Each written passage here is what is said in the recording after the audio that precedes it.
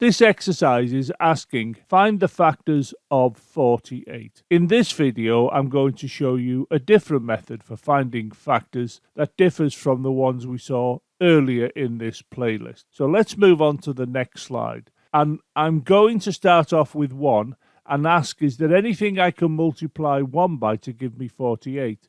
And you can see I've done that with this calculation. I've got 1 times a question mark, and what I'm interested in is there anything that can go in the position of the question mark such that it equals 48? And the answer is clearly yes, 48. So that calculation becomes 1 times 48 equals 48. I will continue with the calculations and now consider 2 times a question mark equals 48. Is there anything I can put in the position of the question mark that is a whole number multiplying the 2 to give me 48? And the answer is yes, 24. I'll then carry on. I'll go to 3 times a question mark. Is there anything in the position of the question mark that can multiply 3 to give 48? Again, the answer is yes, and that number is 16. Moving forward, I go to 4 times a question mark. Is there anything that can be put in the position of the question mark? And the answer is yes. It's 12, because 4 times 12 is 48. Carrying on, I'll come to 5. Multiplied by a question mark. Can I think of a whole number that can go in the position of the question mark to give 48?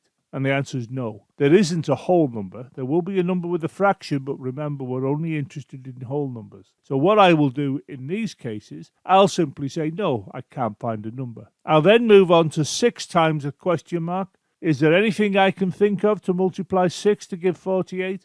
And the answer is yes, 8. 6 eighths of 48. I'll move on to the 7.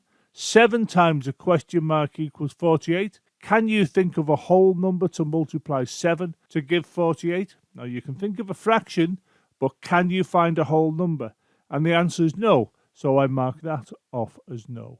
I'll now move on to the next calculation, which is 8 times something. But you need to note here that 8 already appears above, and that 8 is repeated. And when you get a repeat like this, you stop doing the calculations. I'll now remove all the unnecessary information from this slide, leaving just the calculations. I will now highlight all of the figures that I know now to be factors. And I'm going to start off with the 1, then 2, 3, 4. The 1, 2, 3, and 4 were all multiplied by a whole number to give 48. As you can clearly see from the calculations. But what about the 5? That's multiplied by no. I couldn't find a whole number such that the whole number would multiply the 5 to give 48. So 5 is not a factor of 48, so I'll put a cross against that. 6, yes, that could be multiplied by 8 to give 48, so that's a factor. What about the 7? I couldn't find a whole number to multiply the 7 to give 48, so I'll put a cross against that.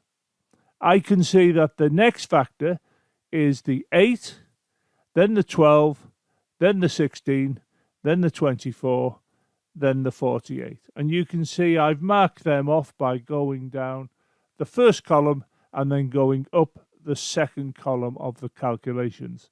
And I now have all of the factors of 48. Therefore, factors of 48 are 1, 2, 3, 4, 6, 8, 12, 16, 24, and 48.